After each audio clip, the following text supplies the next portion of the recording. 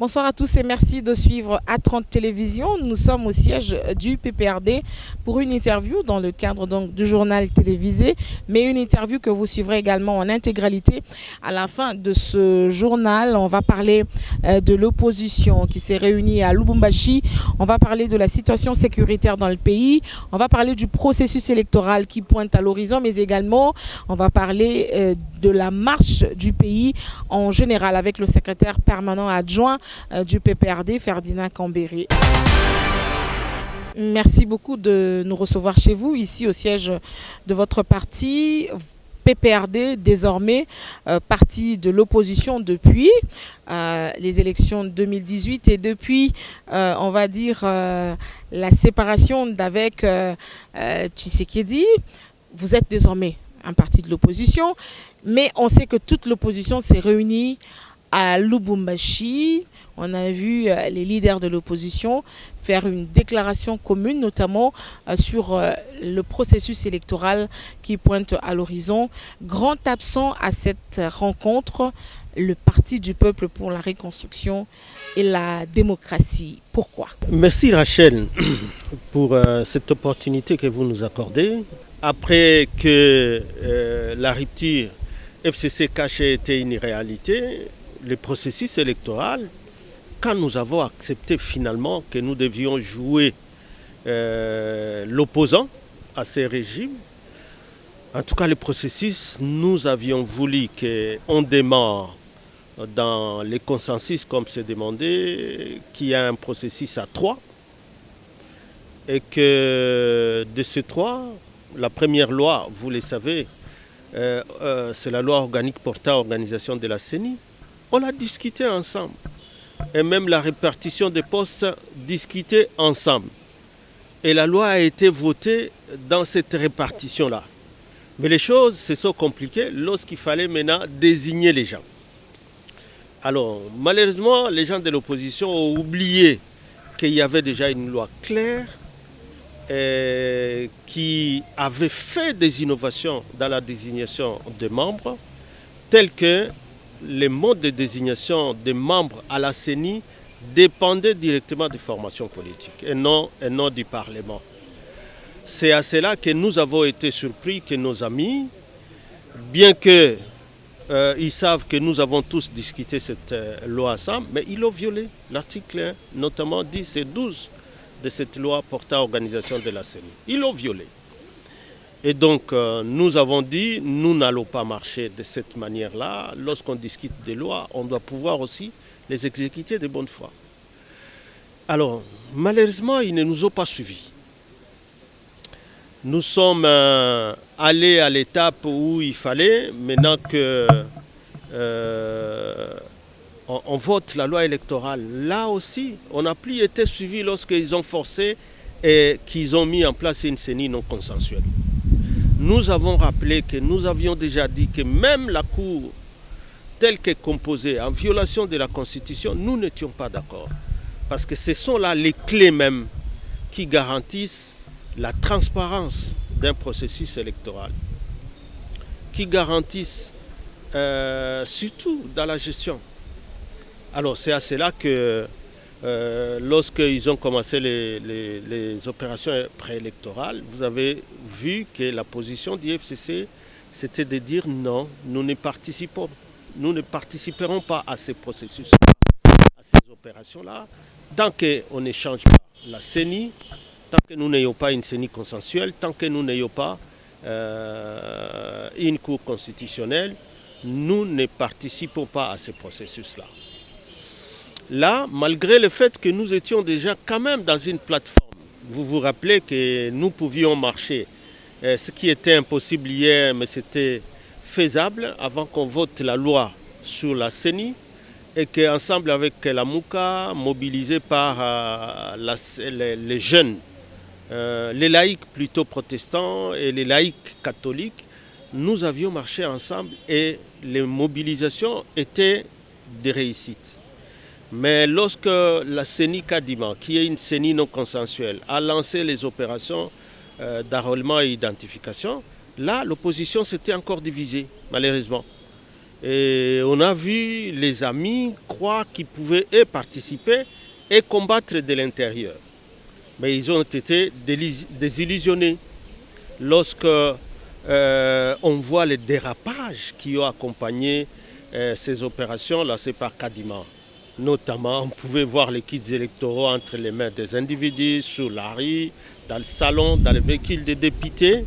On a vu déjà se faire enrôler dans le salon. On a vu des enfants se faire enrôler. Mais à cette question, la CENI a très bien répondu que ce sont des cartes électorales qui ne serviront à rien parce que pas validées par ces services. Mais au moins il l'a avoué. Et des cas très isolés. Ce n'est pas très isolé parce que c'était récurrent. C'était récurrent, tout le monde l'a vu. Et qu'en plus de cela, il s'ajoutait la question de la sécurité à l'Est. Parce qu'entre-temps, le pays était engagé quand même dans des accords hasardeux qui mettent à mal aujourd'hui la sécurité à l'Est. Les massacres continuent, on continue à tuer, les populations sont déjà déplacées de leur village, ils n'évacuent plus à leurs occupations, ils sont concentrés dans des cas de déplacés. Jusqu'aujourd'hui, entre-temps, les scénarios qui étaient présentés au nom de cet accord pour ramener une troupe, une force régionale, soi-disant pour le gouvernement, c'est pour neutraliser les M23 et les groupes armés, alors que les chefs d'État qui composent cette force régionale de l'EAC ont un autre langage, madame. Donc le discours de notre gouvernement et le discours de ces forces, des membres de l'EAC est différent.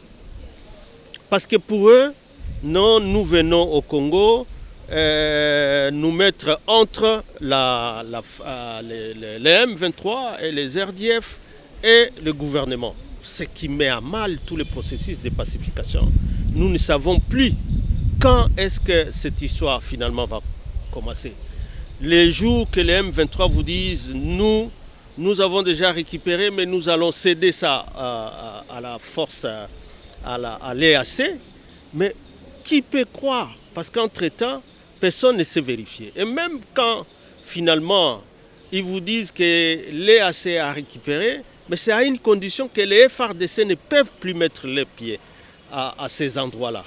Alors nous allons avoir un processus électoral où les armées qui doivent sécuriser ne sont pas les forces armées de notre pays, c'est plutôt des forces armées des pays étrangers, hostiles d'ailleurs à notre pays.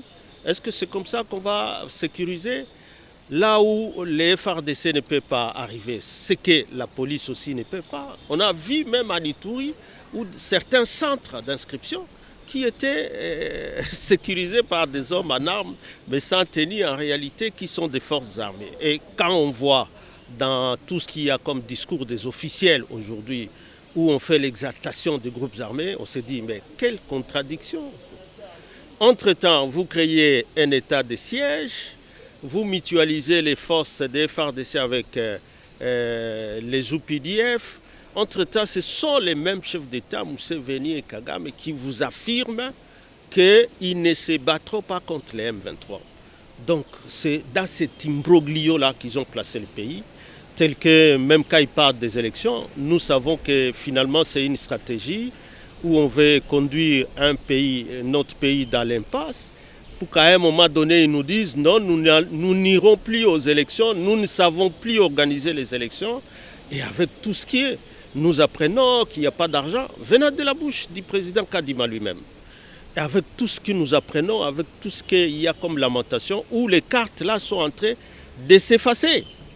Et où ils promettent de donner maintenant de nouvelles cartes d'identité, si c'est vrai. C'est une honte, madame. Mais quand vous demandez la restructuration de la CENI, de la Cour constitutionnelle, venons d'abord seulement à la Commission électorale nationale indépendante, c'est quoi la proposition concrète que vous mettez sur la table?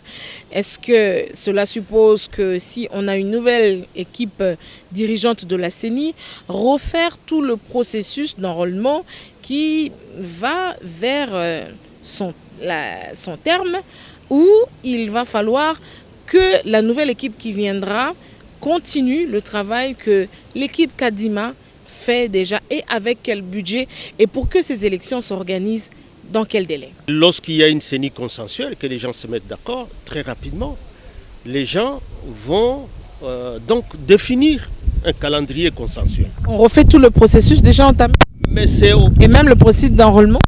bénéfice de la démocratie même, et par respect à ce peuple qui est souverain. Avec quel budget? Mais les budgets, justement, les gouvernements doivent pouvoir les donner. Parce que s'ils ne savent pas les donner, et pendant ce temps, on nous parlait de détournements, on nous parlait de tous les fonds, c'est pas moins 400 et plus des millions qui ont été donnés. À quoi tout cet argent, tout cet argent a servi? Non, ça veut dire à ce moment-là, si on nous dit aujourd'hui qu'ils n'ont plus rien, comme l'a dit le président Kadima, ça va que nous étonner. Mais au moins, il y aura une CENI qui répondra à toutes ces questions-là. Il y aura un gouvernement qui devra répondre à toutes ces questions-là. Parce que l'obligation de l'organisation des élections, elle est constitutionnelle, tout simplement.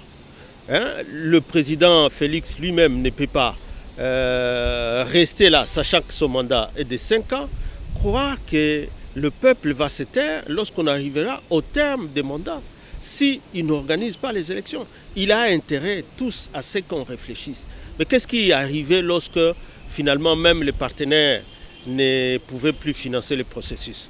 Le gouvernement devait se couper à 4 morceaux pour qu'il ait les moyens. Hein, le processus qui a donné les résultats de cette alternance ici, ça a quand même été financé à 100% par les ressources propres. Mais dans tout le cas, on est à 7 mois de la tenue des élections. Selon le délai constitutionnel, puisque vous tenez aussi au délai constitutionnel. En 7 mois, on va refaire la composition de la CENI, on va rétablir un chronogramme pour le processus électoral, refaire le processus d'enrôlement, et puis campagne électorale, et puis les élections en 7 mois. Vous pensez que cela sera possible? Ou, dans le pire des cas, vous comprendrez après peut-être consensus qu'il y ait un dépassement de délai, plus ou moins? Il y a eu le premier consensus sur la loi, pour la loi organique portant CENI. Et donc ce qui restait, c'était la désignation des membres. Et ce que la loi demande, c'est que les formations concernées pour envoyer les gens à la CENI, s'il était demandé, ils font des PV de désignation, ils envoient au président Bosso, qui est le président du bureau, donc au bureau de l'Assemblée nationale. Et les noms sont là, madame. Donc la formation de la CENI, ça ne va même pas prendre plus de 2 jours. Vous savez, ça c'est vous qui le dites. Mais la loi a déjà été... Ça sera encore une autre bataille. Non, même pas. Parce que ce sont des fichiers, des listes mises à jour. On sait comment ça se passe aussi. Même pas. En tout cas, nous sommes des formations organisées. Vous voyez qu'à Lubumbashi, l'opposition vient de se réunir. Donc pour que nous nous réunissions en tant qu'opposants et faire des procès-verbaux pour désigner les gens, ça ne peut pas prendre beaucoup de temps.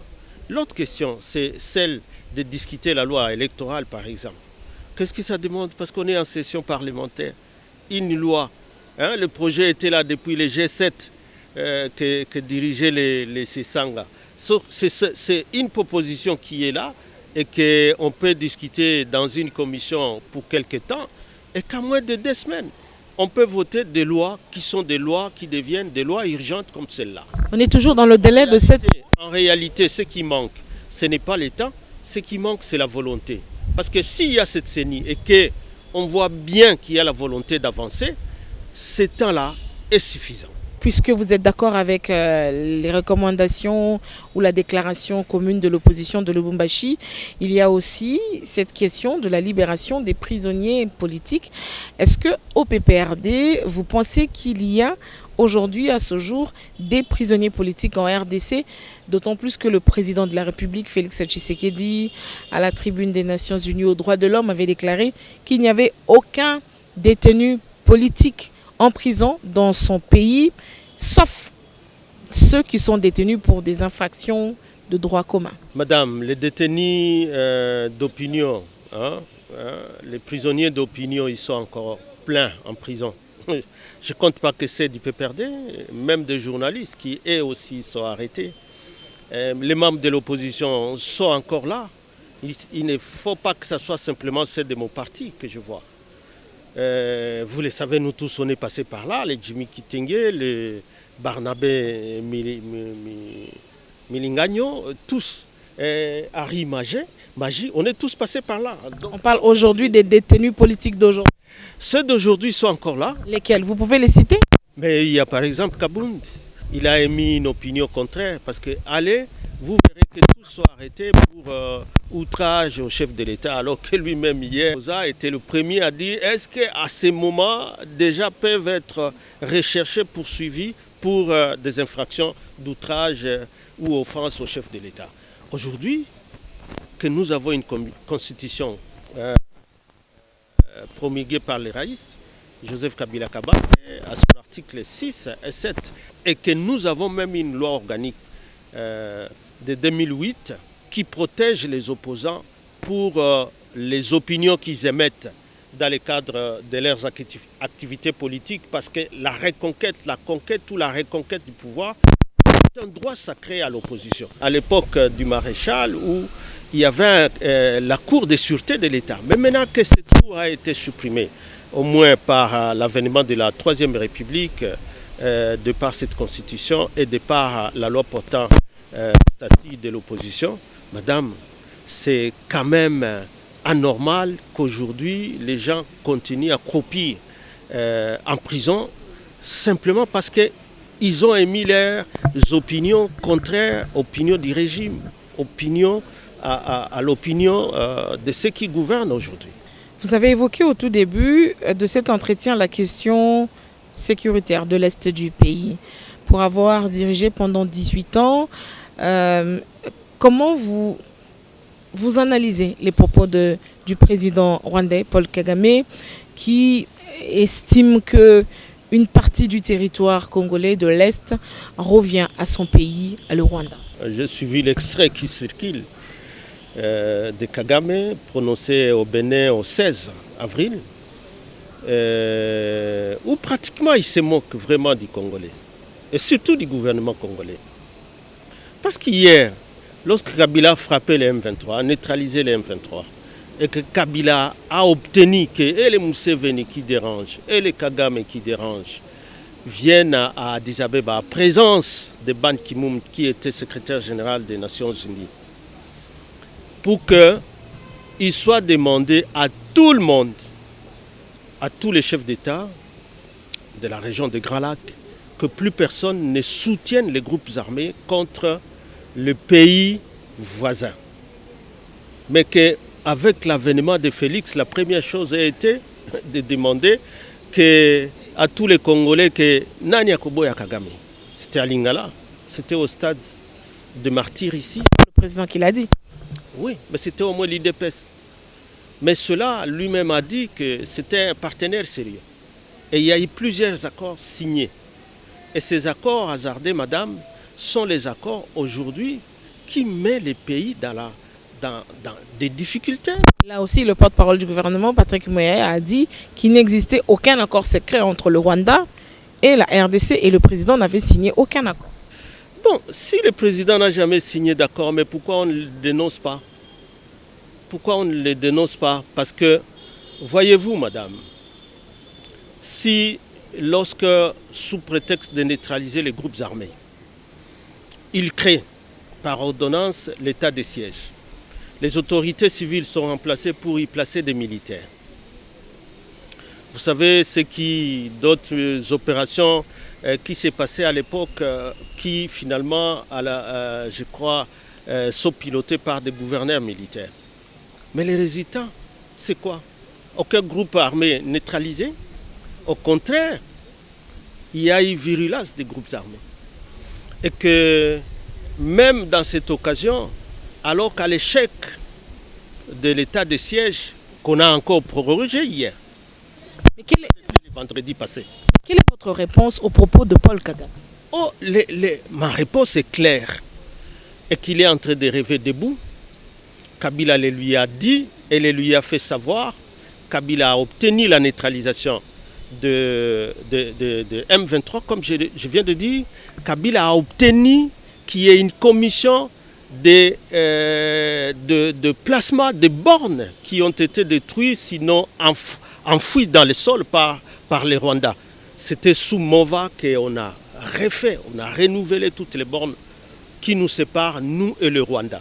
Quand il dit ça, il profite des faiblesses du régime qui, au lieu d'aguerrir notre armée, de reconditionner notre armée, pour que ce soit notre armée, les FARDC, qui neutralise les M23, est en train de recourir à toutes sortes de forces, mais qui, lorsqu'ils sont sur le sol congolais, madame, ils se moquent de lui.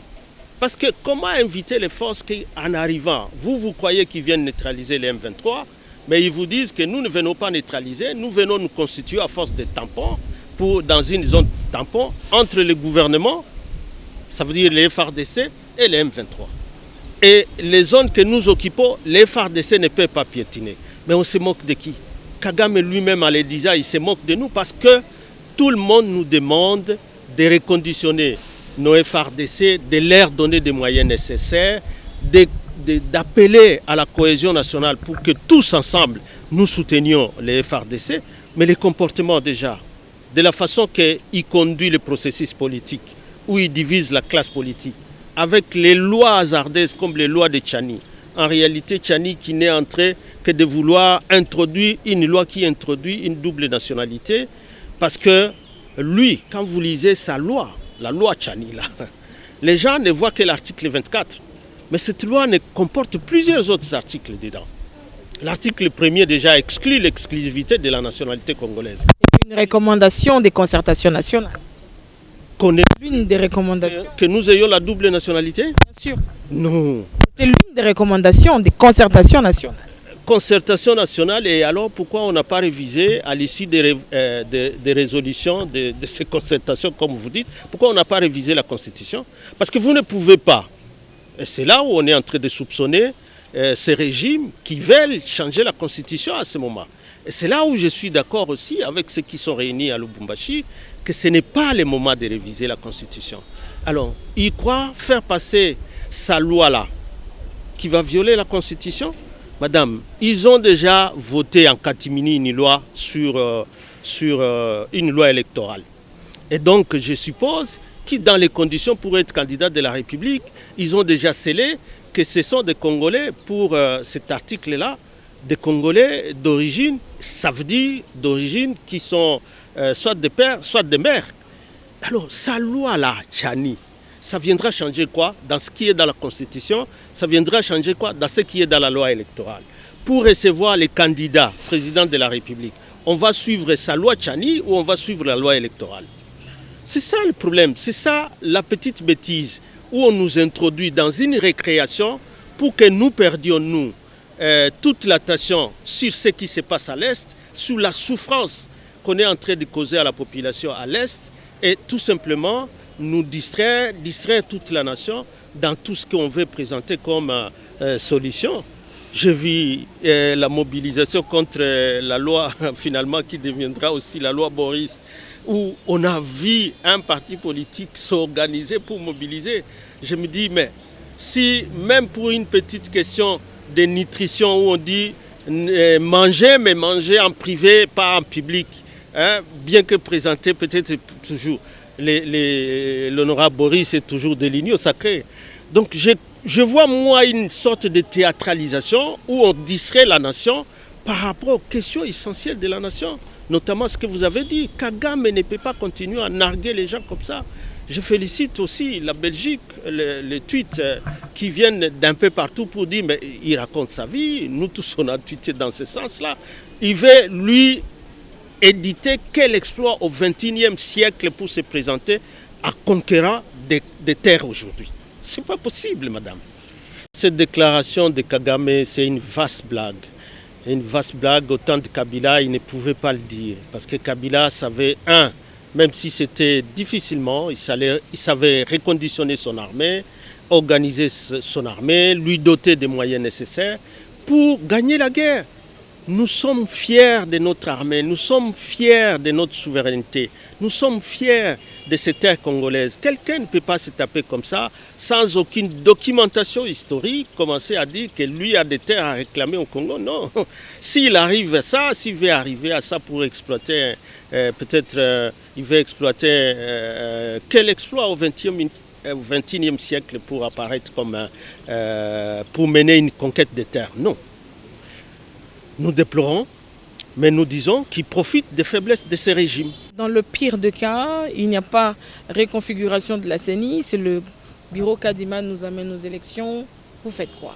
On ne peut pas laisser, madame, quelqu'un comme ça nous ramener dans une dictature. Il y a déjà assez de sacrifices, avant même l'indépendance, jusqu'à ce jour, toujours à la recherche de la stabilité politique des institutions, à la recherche de la stabilité de la démocratie dans notre pays. Et que quelqu'un vienne, simplement parce qu'il a besoin d'un deuxième mandat, vouloir tout chambouler, tous ces acquis-là. Madame, aimons quand même les Congolais, ayons pitié de cette population qui est en train de souffrir à l'Est. Et il n'y a pas qu'à l'Est. Voyez ce qui se passe à Kwamuntu, où lorsque vous suivez le président Bosso lui-même reconnaître qu'on ne sait plus avoir le contrôle sur les fleuves. Ce qui se passe là, c'est quoi? C'est réellement vraiment un problème Teke et Umbu. C'est réellement ça ou c'est aussi politique? C'est quoi? On a besoin de réponses. Il y en a quand même qui occupent des responsabilités. Il y a un gouvernement qui doit donner des réponses. On ne peut pas être en train de crier au Katanga, on crie au Grand Bandundu ici, on crie au Grand Kivu à l'Équateur, et puis on nous amène d'autres sujets,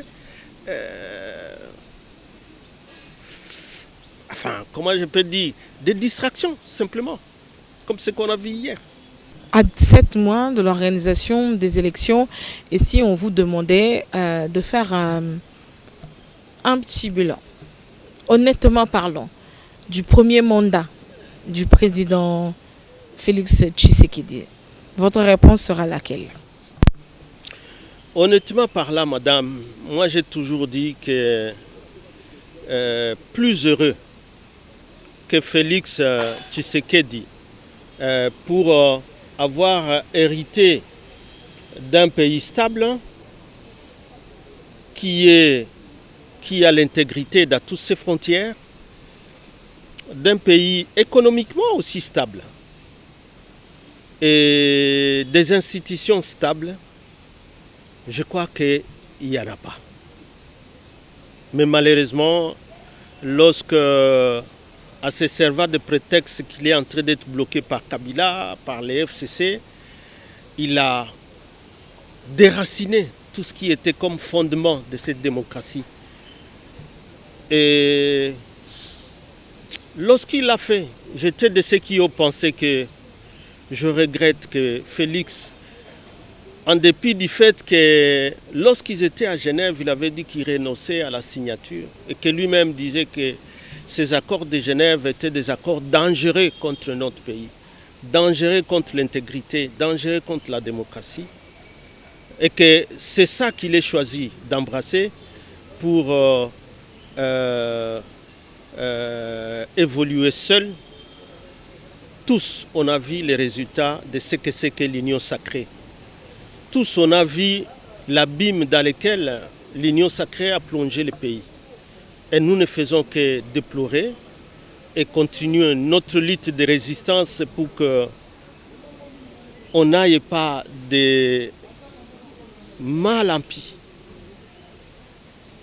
Et que nous puissions sauver le Congo, nous puissions sauver le peuple, nous puissions sauver la démocratie. Mais dans l'entretemps, l'Union sacrée enregistre régulièrement depuis sa création des nouveaux venus, de ceux qui viennent du FCC, du PPRD, pour rejoindre le camp de l'Union sacrée et travailler aux côtés du président Félix Tshisekedi. Cela ne vous enseigne-t-il pas quelque chose? Non, vous savez, madame, je crois que nous apprendrions beaucoup de tous ces aînés qui sont en train de partir. s'ils étaient restés constants, loyaux, dans les combats qu'ils ont menés aux côtés de Joseph Kabila Kabange. On apprendrait beaucoup et les pays gagneraient beaucoup dans ça.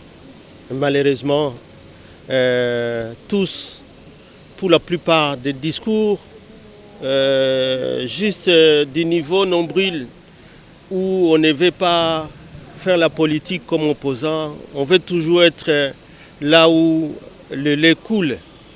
C'est vraiment dommage pour notre pays. Mais voilà les marasmes dans lesquels aujourd'hui notre pays est plongé. Vous pensez que tous ces départs ne sont pas de départs de conviction politique? Mais bien sûr, et même lorsque vous les suivez dans leurs propos et dits, vous voyez bien que c'est autre chose que des convictions politiques. Parce qu'au moins, les jugements qu'ils auraient, ça serait celui de voir l'état dans lequel Félix a trouvé le pays et l'état où il a plongé aujourd'hui, sur tous les plans, madame, sur le plan politique, sur le plan sécuritaire et militaire, sur le plan socio-politique et socio-économique. La population souffre et c'est de partout. Aujourd'hui, même ce qui n'était plus possible et vécu, où les fonctionnaires ne sont plus payés en réalité. Donc, et tout ça, madame, la population ne fait que crier. Et crier et attendre que finalement les sauveurs viennent. Mais qui va tracher? Ça sera toujours la population. Mais il faut qu'on organise des élections et de bonnes élections. Monsieur Ferdinand Cambéré, merci. Merci Rachel, merci.